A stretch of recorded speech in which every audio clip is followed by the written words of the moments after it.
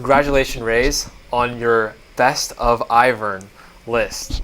What made you pick Ivern over any of the other meta legends out there? There's like Master Yi, Diana. What made you pick Ivern over those people?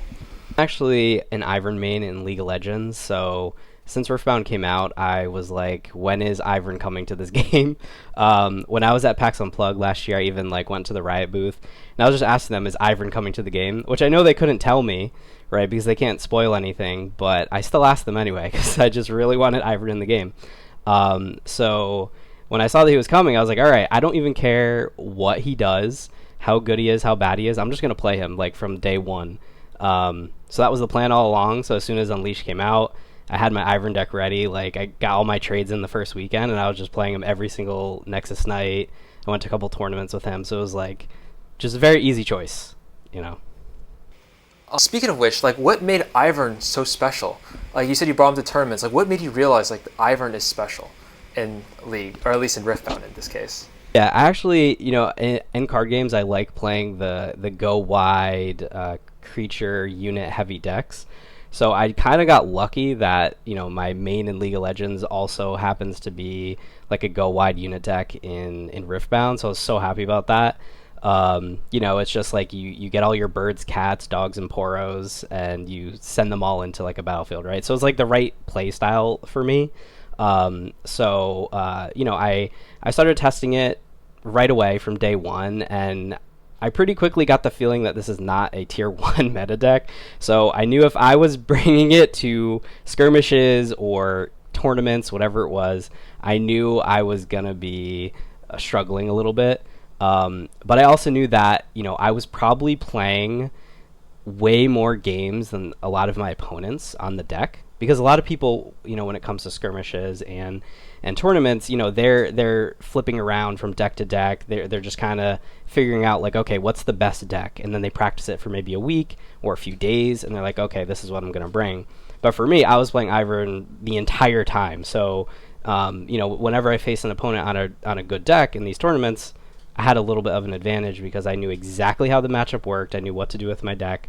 So that was kind of my strategy going into the tournaments. I knew that I was at a bit of a disadvantage, but I knew I could kind of make up for that with just the amount of reps that I had in Ivern. So I figured it might work out, and it kind of did. So. Oh, what about like, did any cards stand out? I know Diana has Moonfall, Master Yi has his Legend passive, and LeBlanc has Hook and Karthus. Any like cards like that in Ivern that really stood out to you compared to the other cards that you run in Ivern? Yeah, I mean, there are a few cards that kind of surprised me. So I think Yellow Azir is one that I did not really look at on day one of building the deck, you know, because we're not really you know, creating so many tokens. We create some, but not as many as the Azir Legend, not as many as Victor. So I looked at that part of the ability and I was like, yeah, it's probably not good enough. But seeing that Azir is a bird, and then learning at some point how important the Accelerate was in the deck, I realized that this card is actually amazing. So that surprised me and actually became like a key card that I wouldn't play less than 2 of. So, you know, that's definitely one. Ultrasoft Poro is another one where it's still kind of contentious in Ivern. Not everyone agrees that Ultrasoft Poro is amazing. I think it is. It's one of those cards that, you know, you play it to a battlefield, and if it does not get answered right away, if you even trigger its ability one time, you're at a big advantage. So, you know, a card like that really surprised me too, because I started using it and I was like, wow, if I ever get to pull this off, I win. So those are 2 that kind of surprised me after I, you know, started testing them some more. Notice that you ran Seed of Power. I noticed that like no other Ivern list before you run Seed of Power. What is the thought process behind that? Well, the first thing is I have to thank you for that because when I was first building a deck, I was not really looking at Seed of Power. You know, my thought was more like, okay, let's just use battlefields that punish the opponent for sitting on them.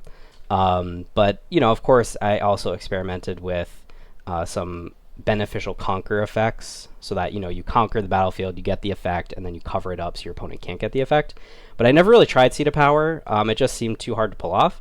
But then I saw you were running it, and I was like, over time from talking to you for so long now about Ivern, I have gained a lot of trust in you because you come up with some things that are pretty good. So I was like, all right, if he's running it, let me try it. Let me see if he's onto something. So I started testing it, and at first I used it as like a game one battlefield. But then when I lost the dice roll and my opponent was taking advantage of it, it felt really bad. So I was like, wait, if I can just only use it going first and know I'm getting onto the battlefield almost every time because I run so many 2-drops, I figured it might work. So now I use it as my game 1 battlefield because I know I'm going to hit my turn 1. If my opponent misses their turn 1 when they're going second, which happens sometimes, or maybe like they'll play a gear or something that doesn't contest the battlefield, I just get a free draw, So in a deck that does not have too much card draw, getting that one draw, sometimes multiple draws in a game from it, is so huge. So it actually helped me a bunch, in testing and at the RQ. Oh yeah. Another card that really stood out was Pigeons. Crimson Pigeons. What made you decide to run that one? Well, I know why you're asking me this, because again, this is a card that I got from you. Everyone knows at this point, like in the Ivern community, that you are basically the pigeon guy. I was not looking at pigeons early on. Like, sure, I saw it's a bird, like, fine. But I was on Loyal Poro because, again, like, the deck doesn't have a lot of card draw. Loyal Poro draws you a card. I was like, okay, it replaces itself. It's great. But, your opponent can play around it and can make sure that the last thing they kill on the battlefield is the Poro, and then you don't get the draw. But, there was a point through testing, maybe like a few weeks in, where I started testing, like a more aggressive attacking list, not full attacking, but not just focusing on holding, kind of mixing it up. And I saw you were running pigeons, and you've been this like pigeon, evangelist since the beginning. So I was like, all right, let me try it then. I'll give it a chance. And then after I tried it, I was like, okay, this is actually pretty good, especially because Loyal Poro was a little disappointing. I needed a good 3-drop. We don't have amazing 3-drops as options right now for Ivern, so I figured whatever, I'll try it. And that 3 might for 5 or 5 might for 3 ended up being so strong, especially when you're running Ultra Soft Poro, because if you ever pull off the extra bird tokens, you can just throw one bird token into your base with a pigeon, and now you're going to trigger that +2.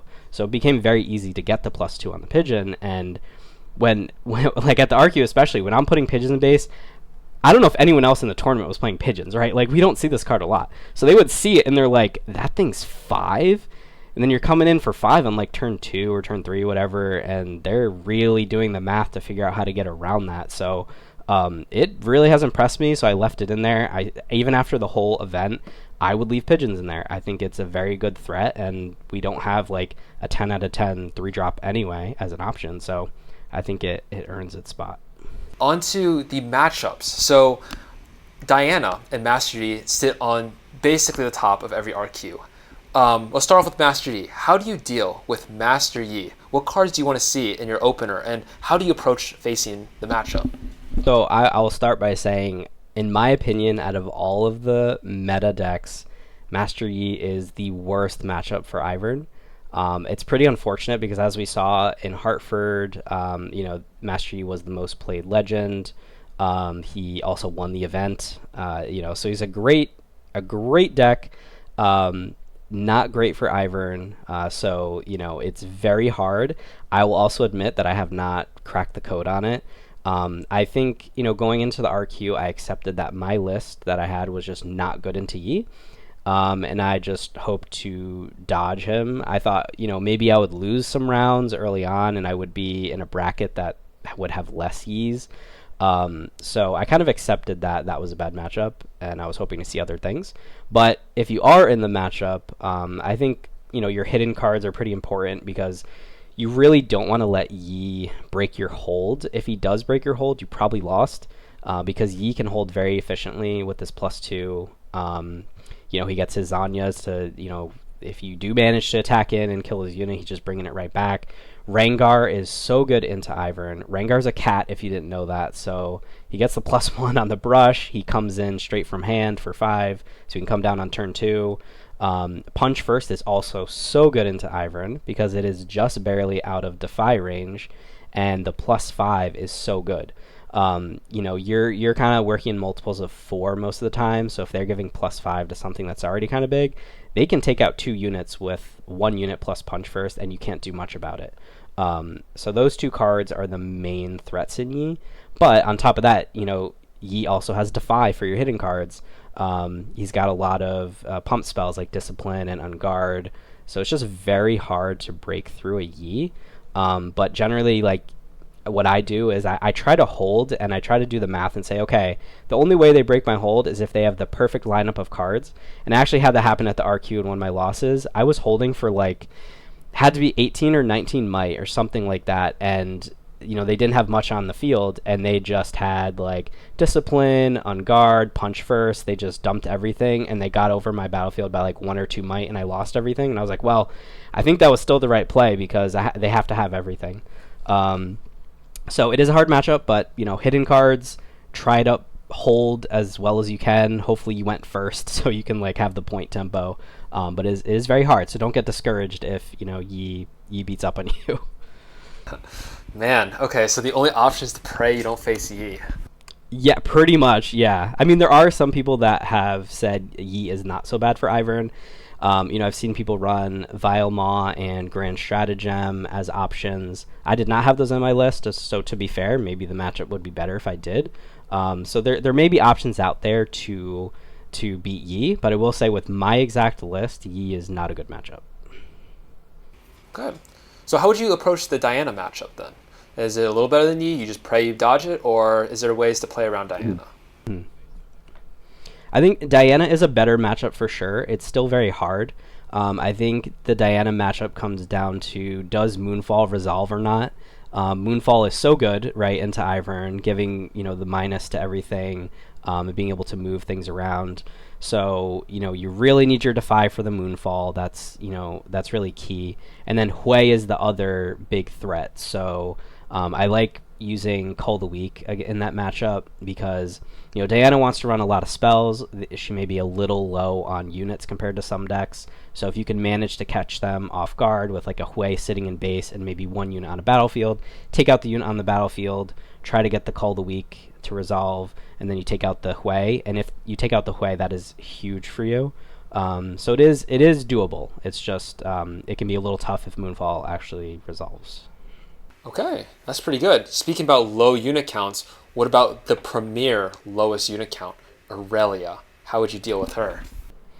Irelia, I really wish there was more Irelia in the meta because there was at one point, right? We had a lot of Irelia, but it kind of fell off a bit, which is unfortunate for us since it's one of the best matchups we have.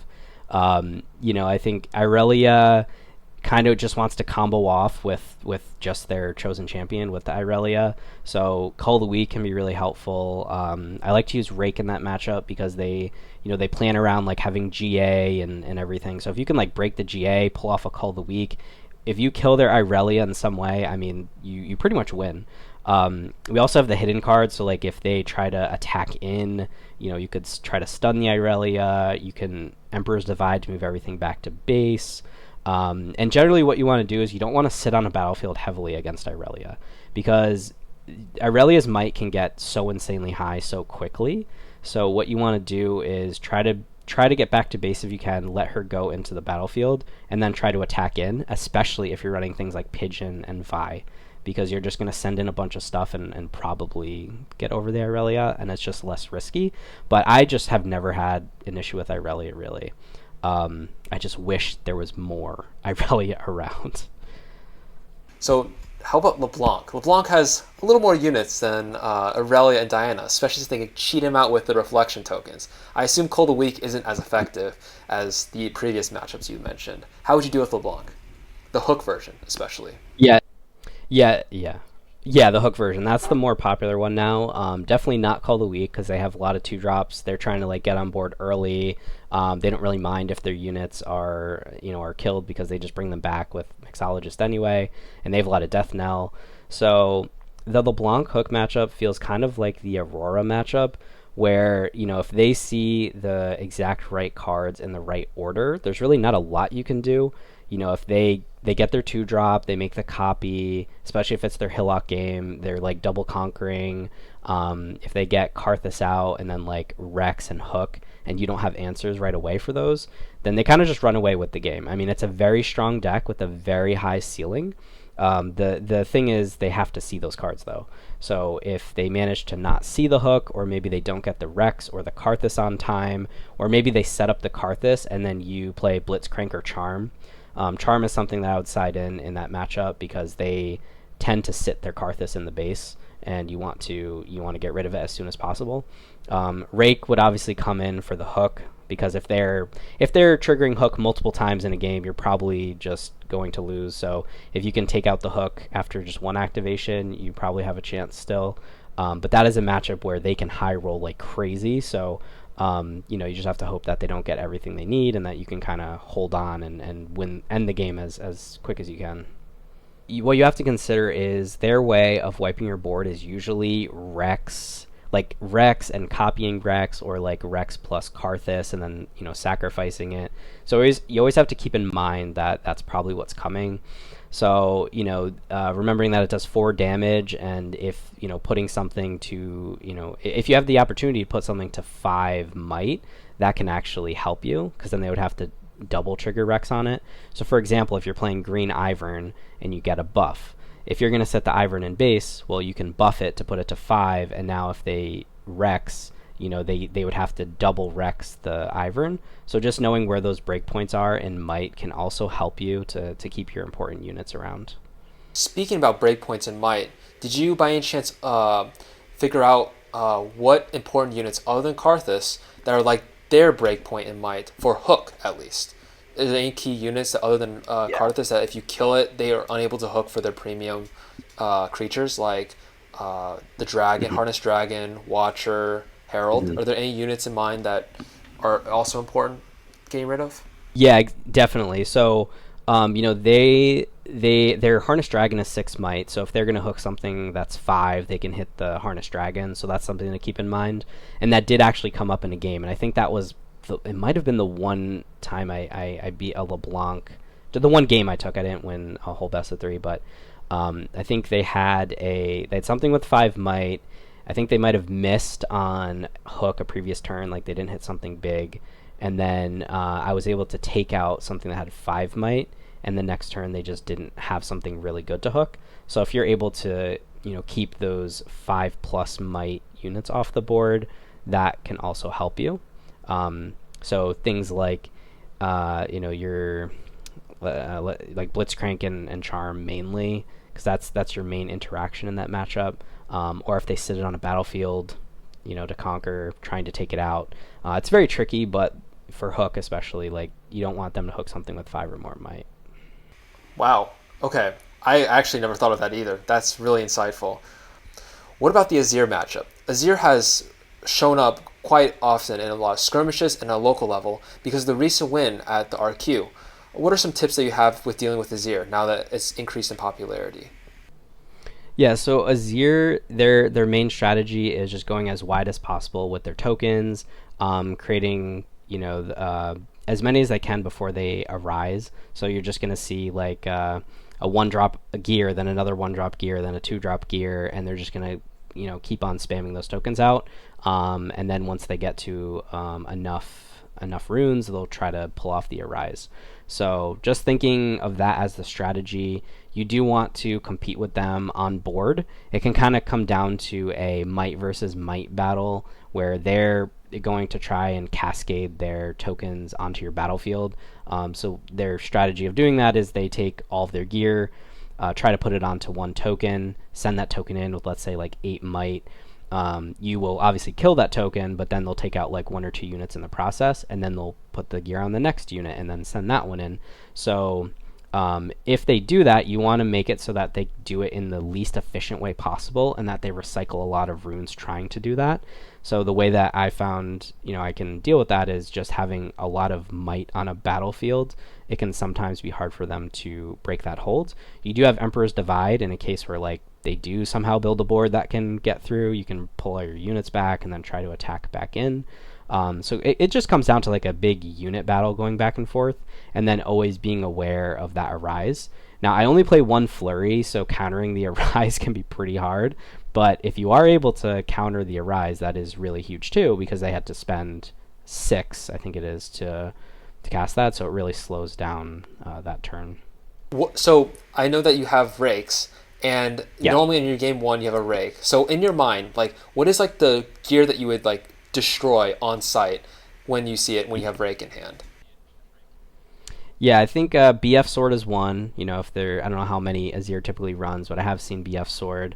That one is just so efficient, right? They can just put that onto one token with nothing else, no other gear, and it's still pretty big.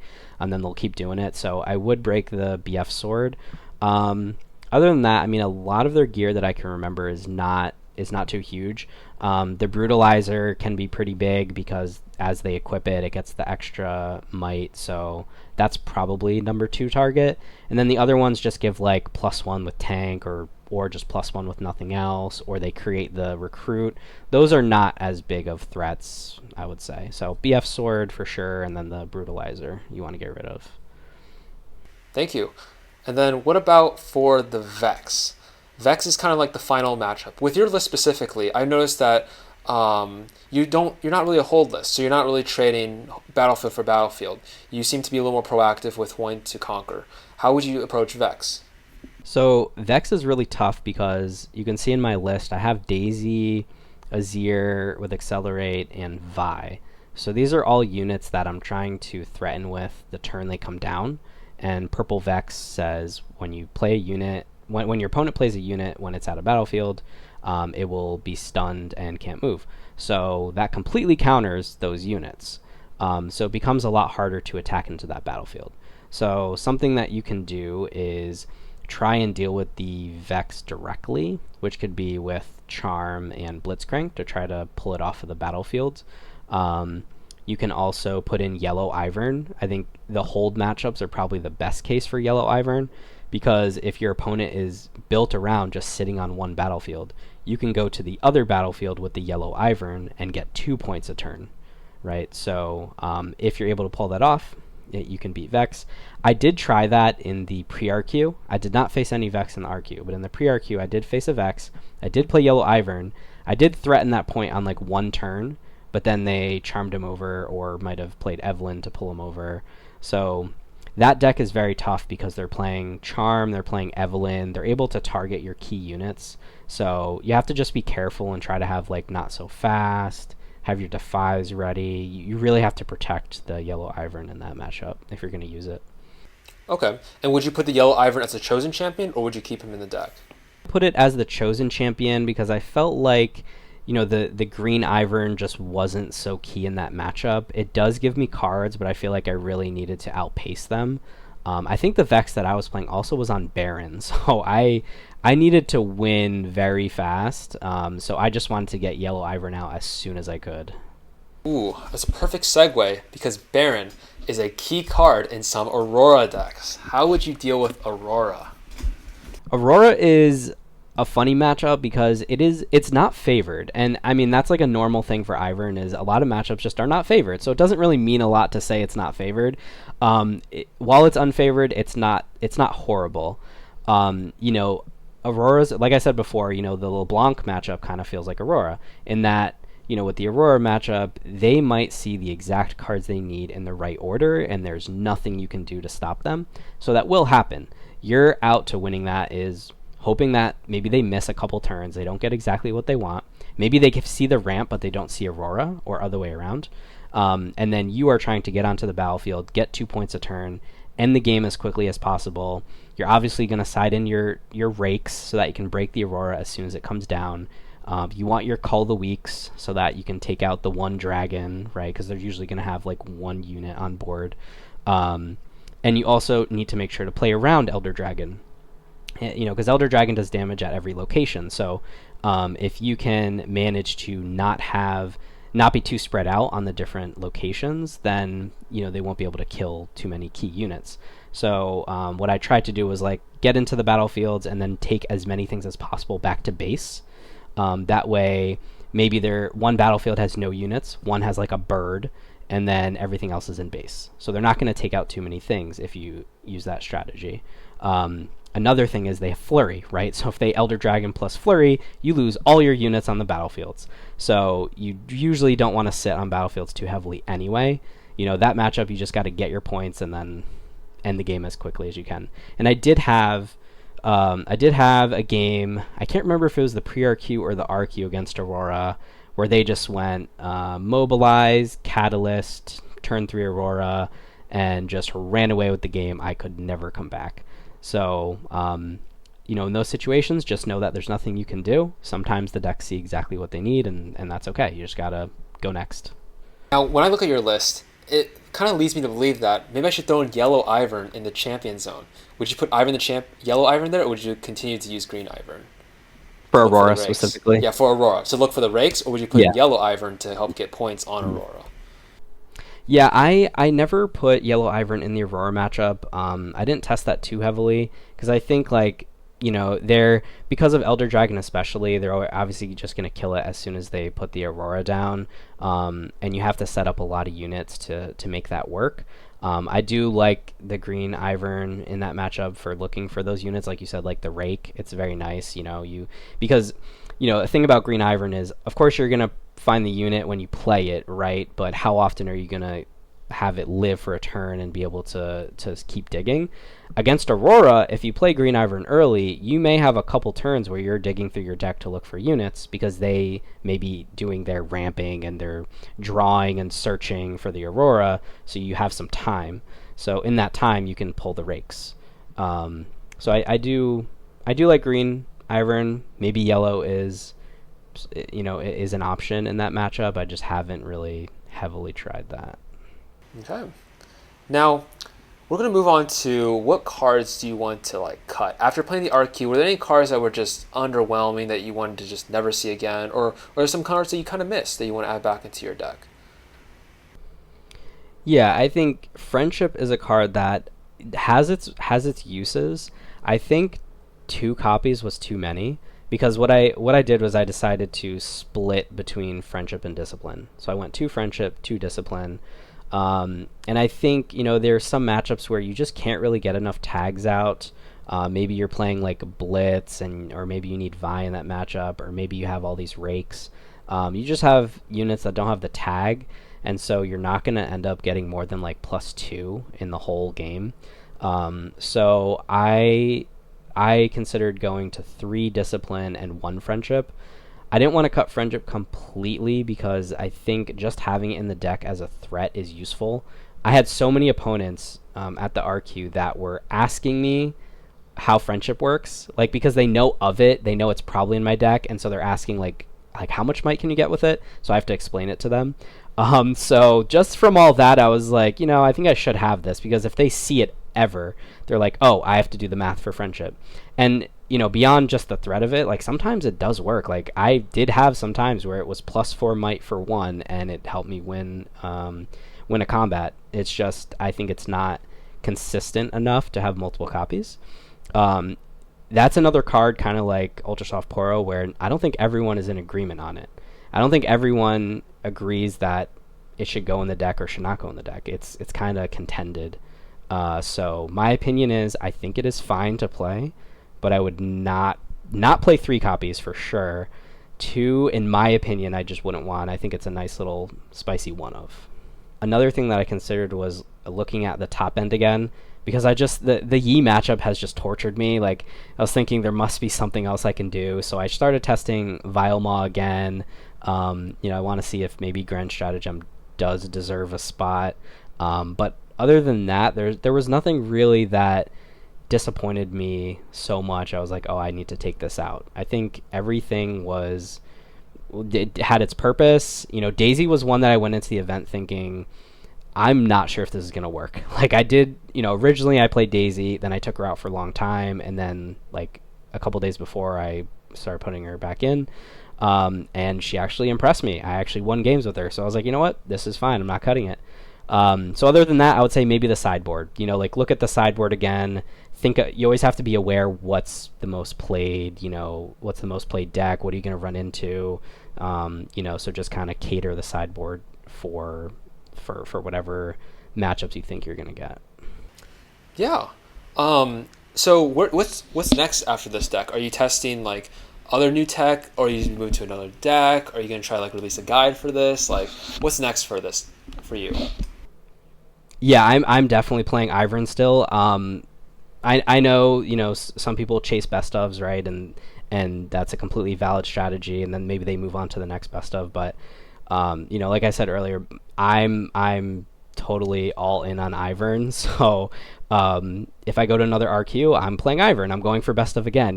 So I'm still playing him. I have tested some small changes. I tried Trevor Snooze Bottom, which I got that idea from someone else on the Discord.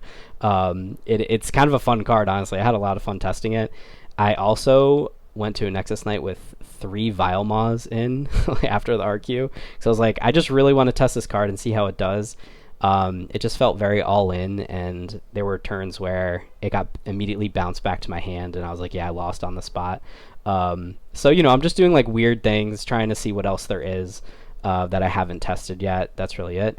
I am working on a guide, which I plan on putting out onto Metafy, completely free. I'm not looking to profit from this at all. It's just a fun thing that I want to do. I think also writing down all my thoughts and putting them out there really helps me test my own knowledge. Actually writing it down and putting it for other people to look at. It makes me really think hard about the conclusions that I came to. And then I'm sure once I put it out, people will have feedback. They'll have different thoughts, different conclusions than me, and I'll hear from them, and then I'll learn more. So hopefully that'll be out soon. Maybe soon after this video is posted. We'll see. Thank you very much, Raze, for joining me. I hope we'll see you again on the RQ again. You made the Iron Mains very, very proud, showing yourself destroy that Pike on stream. So, thank you. Yeah, it's been a pleasure. Thank you.